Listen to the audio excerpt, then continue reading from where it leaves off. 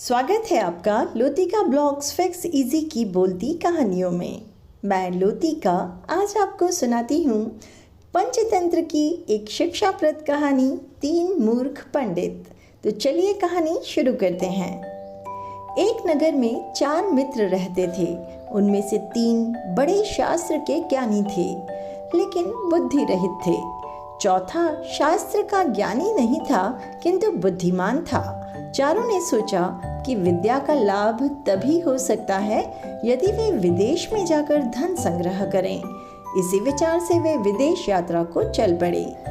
कुछ दूर जाकर उनमें से सबसे बड़े ने कहा, हम चारों विद्वानों में एक विद्या शून्य है।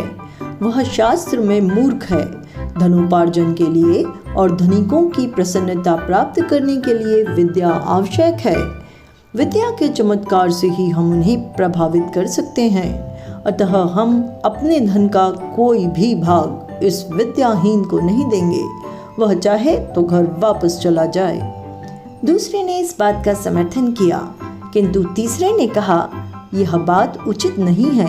बचपन से ही हम एक दूसरे के सुख दुख के सहभागी रहे हैं। हम जो भी धन कमाएंगे उसमें इसका हिस्सा रहेगा। अपने पराये की गणना छोटे दिल वालों का काम है। हमें उदारता दिखलानी चाहिए। उसकी बात मानकर चारों आगे चल पड़े।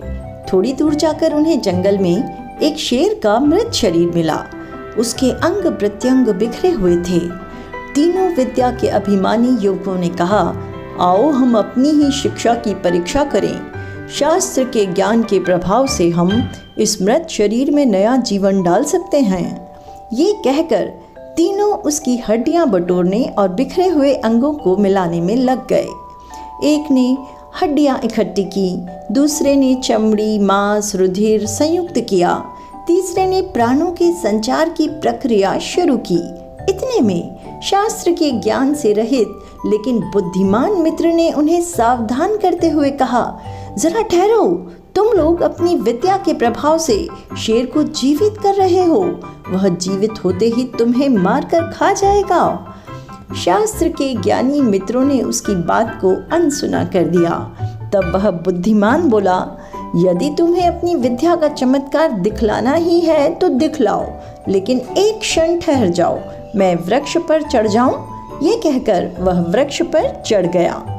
इतने में तीनों शास्त्र के ज्ञानियों ने शेर को जीवित कर दिया। जीवित होते ही शेर ने तीनों पर हमला कर दिया और तीनों मारे गए। तो दोस्तों, शास्त्रों में कुशल होना ही पर्याप्त नहीं है, लोक व्यवहार यानी कि प्रैक्टिकल नॉलेज भी होना बहुत ज़रूरी है। तो आज की कहानी यही सीख देकर गई हमें।